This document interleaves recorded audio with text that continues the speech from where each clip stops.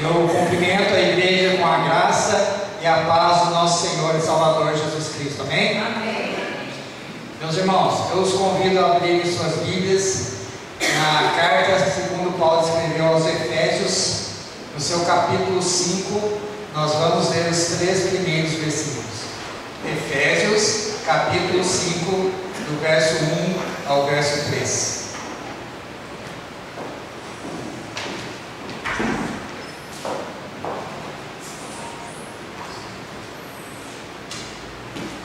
Efésios 5, do 1 ao 3, amém?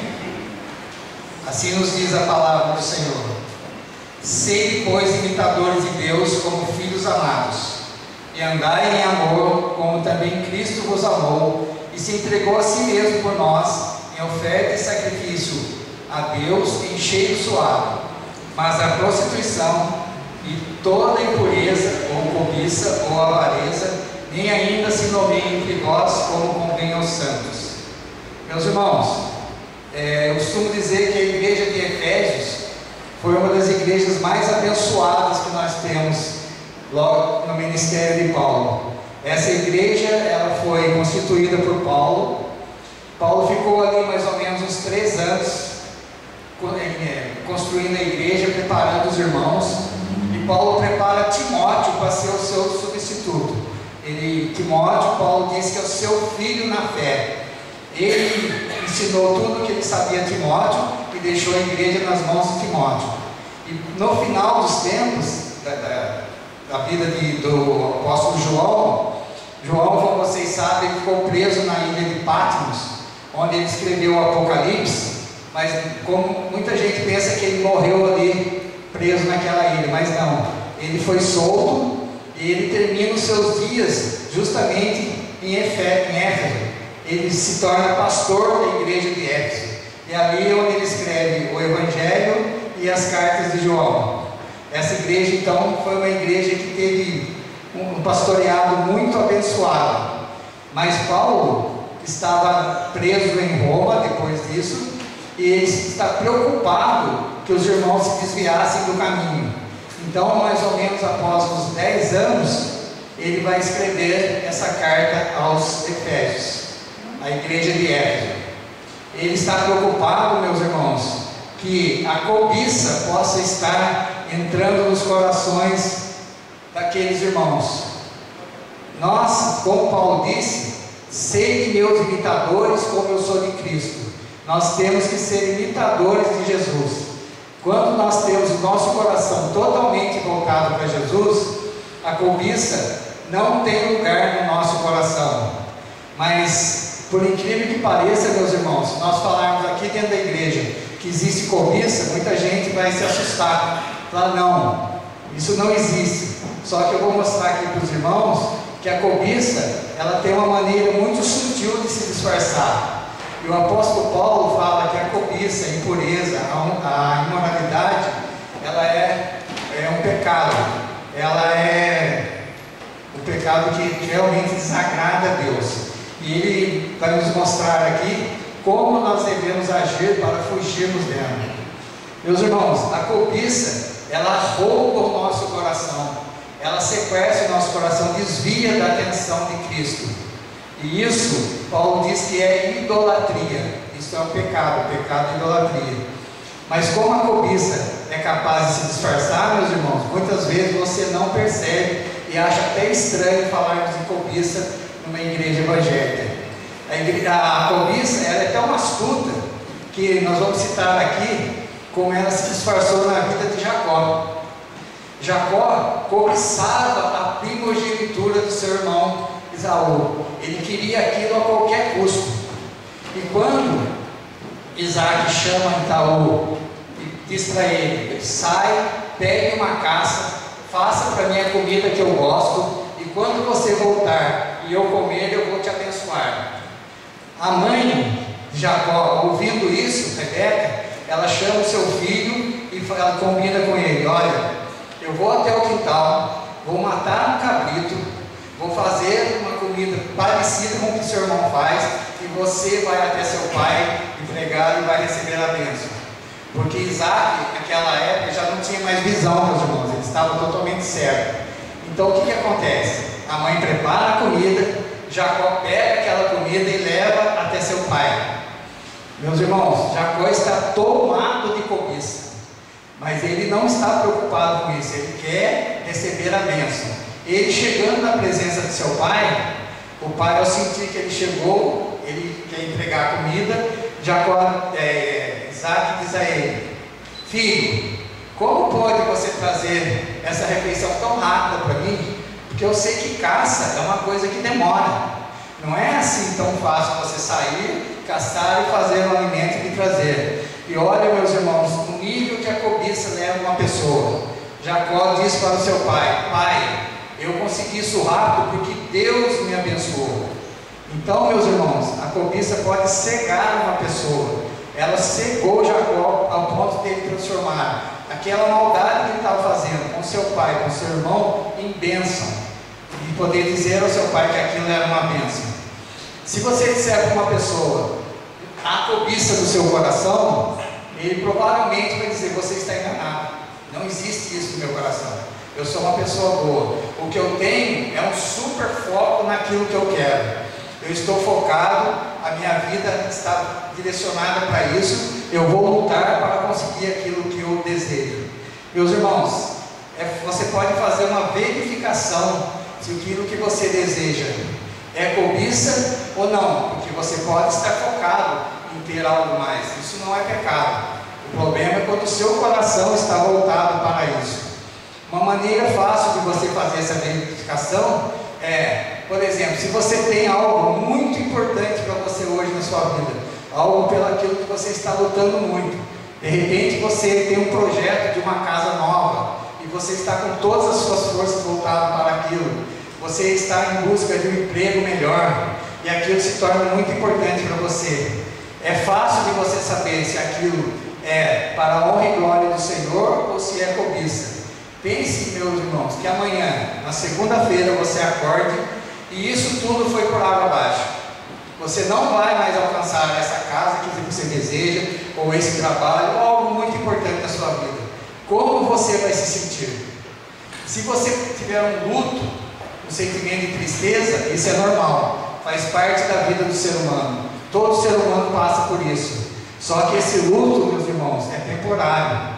Agora, se você pensar assim, tiver um apego mortal por aquilo que você perdeu, você levar isso à sua consciência da forma que você pensa: se eu não tiver isso, a minha vida não faz sentido, não vale a pena viver se eu não alcançar esse objetivo. Então, meu irmão, isso que está no seu coração é cobiça, e isso não é do agrado de Deus. Você pode também fazer um outro teste: qual a finalidade desse desejo que eu tenho no meu coração? Com licença.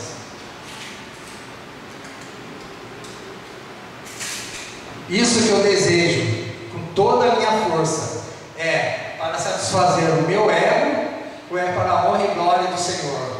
Se a resposta que você achar foi que é para satisfazer o seu ego, então isso é cobiça, isso não agrada a Deus, e isso é um pecado que está no seu coração e deve ser retirado. Eu vou ler um trecho aqui dos irmãos, quem quiser abrir comigo, por favor, é Tiago 4, nós vamos ler o 2 e o 3. Tiago 4, versículo 2 e 3. Tiago 4, versículo 2 e 3, vai nos dizer o seguinte, meus irmãos: cobiçais e nada tendes, sois invejosos e cobiçosos, e não podeis alcançar, combateis e guerreais e nada tendes, porque não pedis, pedis e não recebeis, porque pedis mal, para gastardes em vossos deleites. Então, muitas vezes, meus irmãos, a pessoa chega até a orar a Deus e pedir algo, mas é algo para satisfação pessoal, é algo que não agrada a Deus. Como você vai saber se isso é algo bom para você e que vai agradar ao Senhor? Você pensa: se eu for abençoado com isso, eu vou poder abençoar outros irmãos. A bênção, meus irmãos, ela não pode parar em você, ela tem que se estender ao outro, porque nós estamos ligados ao Cordeiro de Deus, que é Jesus. E que o amor que Jesus pregou é o amor ao próximo, que o meu eu diminua para que o meu próximo se eleve. O meu amor é colocado no próximo, e a Bíblia é tão séria nisso, meus irmãos, que ela nos diz o seguinte: se você falar que ama a Deus e não ama seu irmão, você está mentindo, porque é impossível você amar a Deus e deixar de amar o seu irmão. Isso é muito sério, meus irmãos. É que muitas vezes nós não paramos para refletir sobre a palavra de Deus, mas ela é algo muito sério na nossa vida. Realmente, meus irmãos, nós temos que tomar muito cuidado para que esse mal não entre na nossa vida. Para que isso não entre, nós temos que ter um coração satisfeito. Você tem que saber que você tem um Pai, como Paulo disse, que te ama. E se Deus te ama, Ele supre as suas necessidades. E a cobiça não faz parte do seu coração, porque você se reconhece como filho de Deus. Se eu sou um filho amado de Deus, então eu estou satisfeito.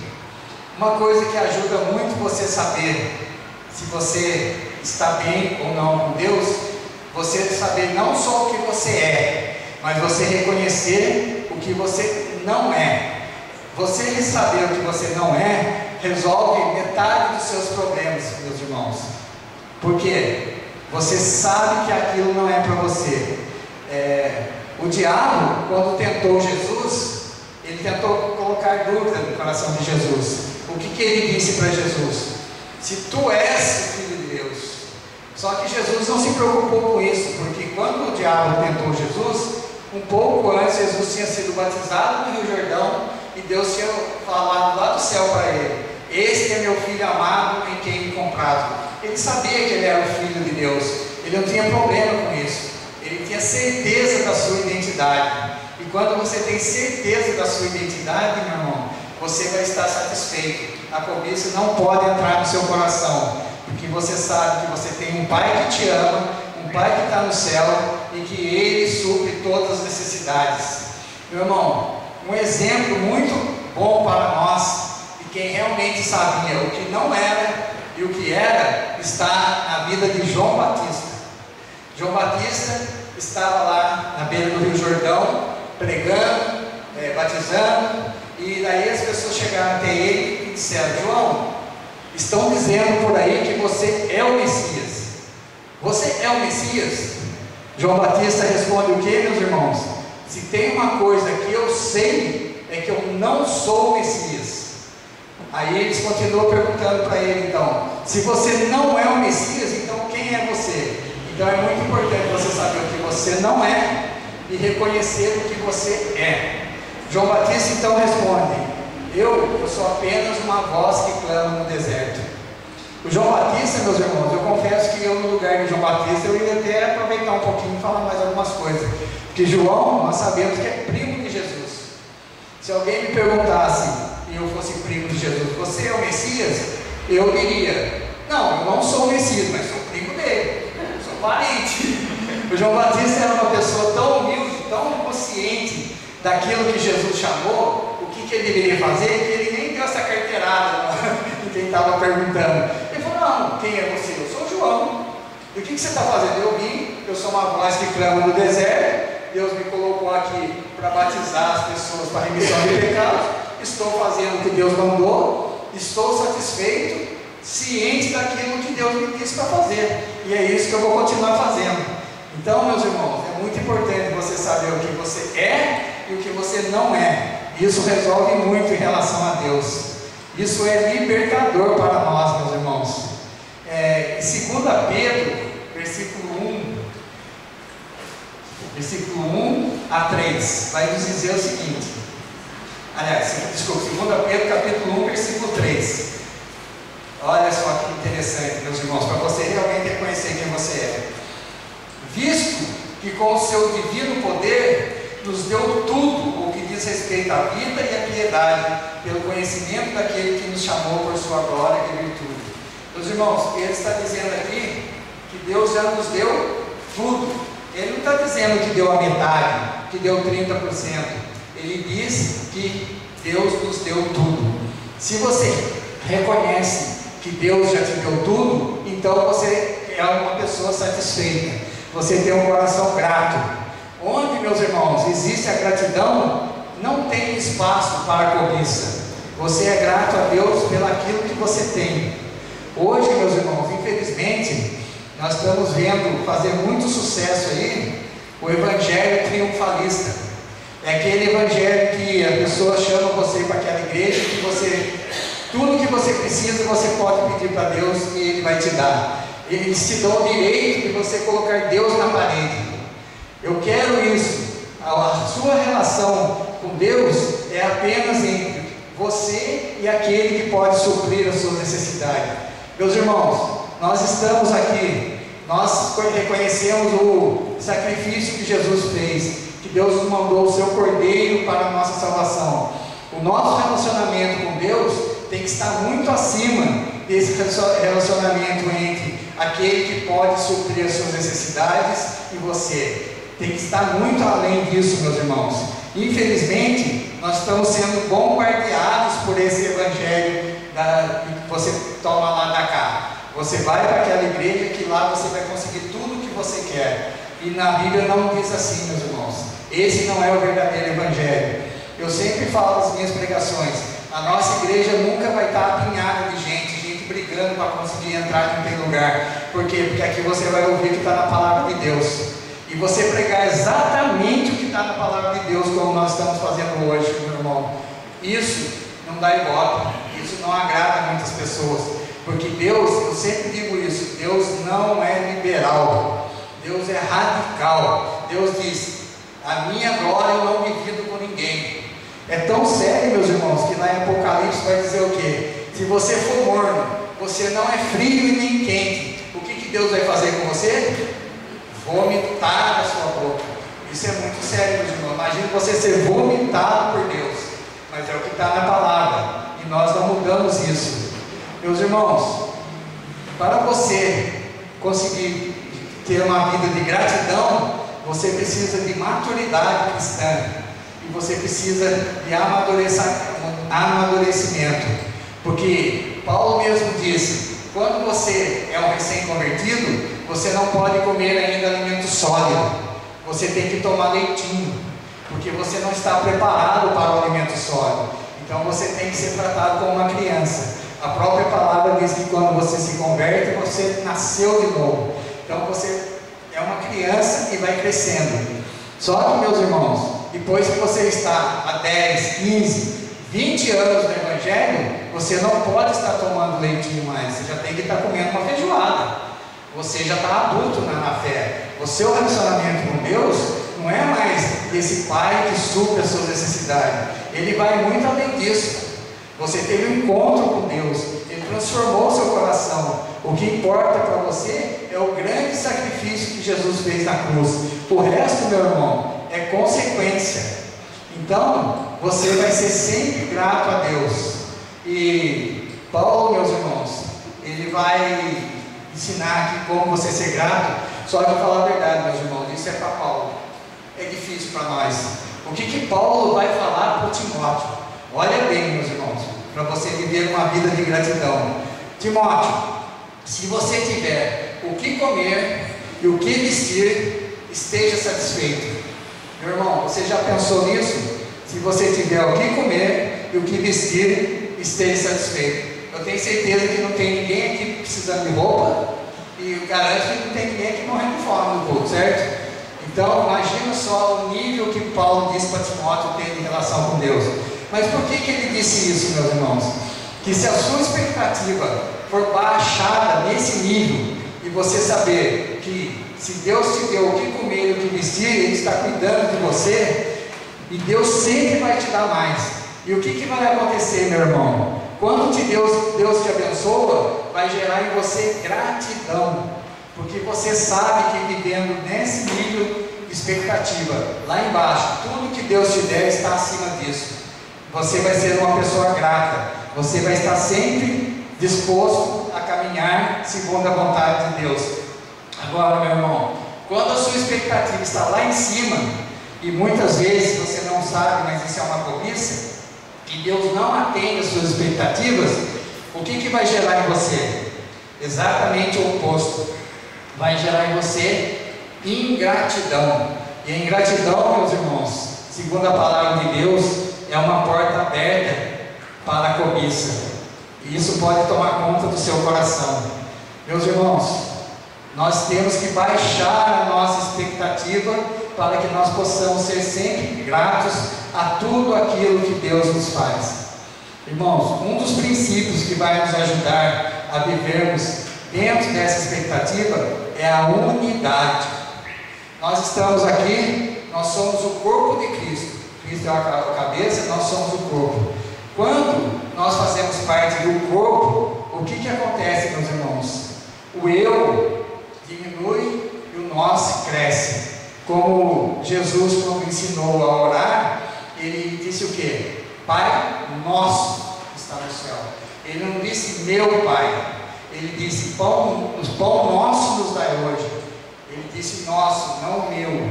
Então, meus irmãos, o verdadeiro evangelho não é o evangelho do eu, é o evangelho do nós.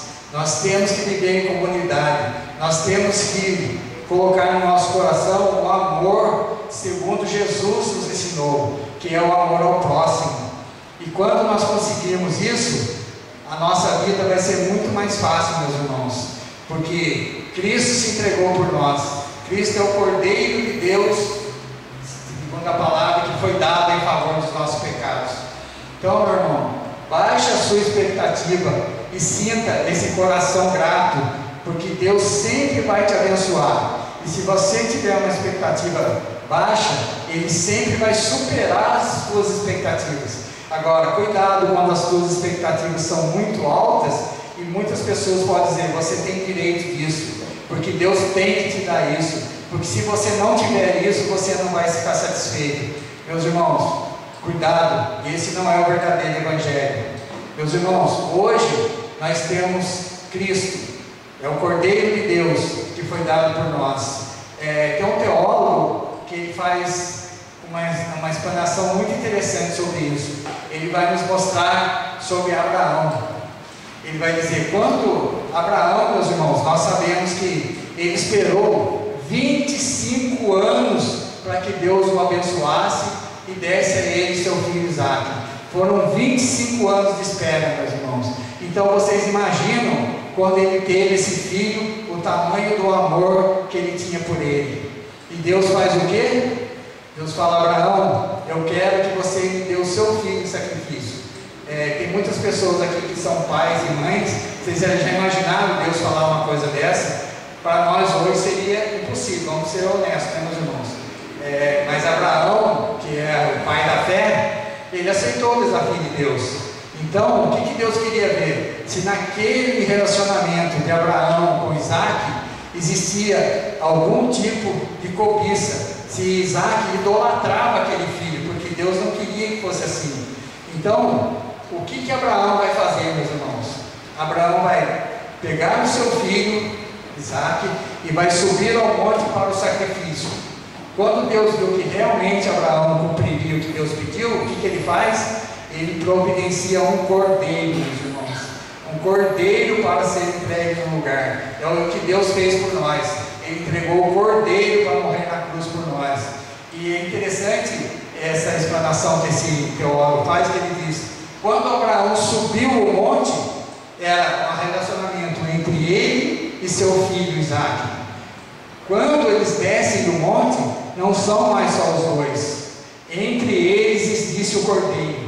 Isaque pode olhar para o seu pai e dizer, eu só estou aqui por causa do cordeiro. E Abraão, olhando para ele, mesma coisa, eu só tenho meu filho por causa do cordeiro. Meus irmãos, nós só estamos aqui hoje reunidos nessa casa porque nós temos um cordeiro. Se Deus não tivesse nos dado o cordeiro, nós não estaríamos aqui. A nossa vida, meus irmãos, hoje só vale a pena porque Deus nos deu um cordeiro. Você tem um cordeiro ao seu lado. Entre nós aqui, como irmãos, nós temos o cordeiro. Quando eu estou conversando com a minha irmã, quando nós estamos falando sobre a palavra de Deus, entre nós ali está o cordeiro. E esse cordeiro é que dá significado para a nossa vida. Meus irmãos, meus irmãos, nós temos que louvar a Deus pelo Cordeiro que Ele nos deu. É muito importante. Isso mudou a nossa vida.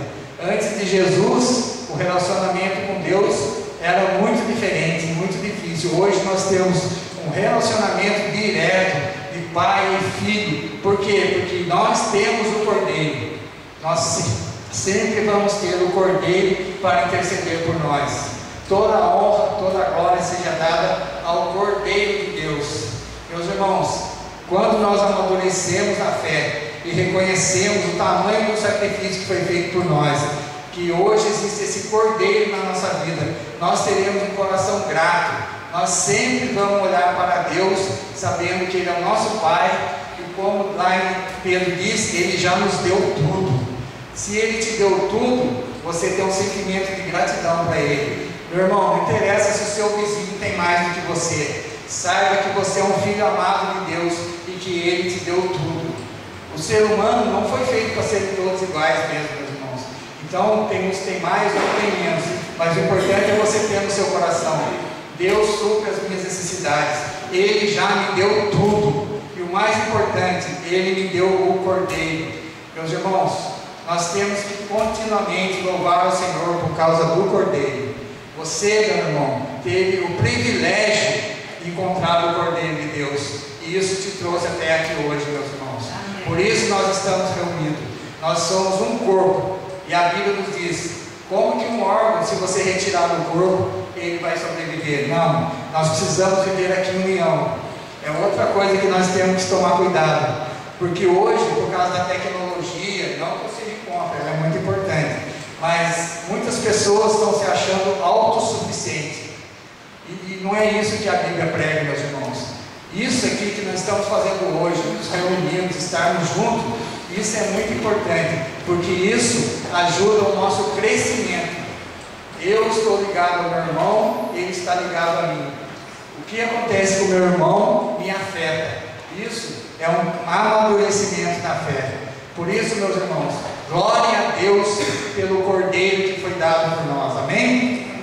Santo, bendito e amado Deus, eu te louvo, te agradeço, Senhor, pelo Cordeiro que foi colocado nas nossas vidas, Senhor, sem o qual nós não estaríamos aqui hoje, Pai.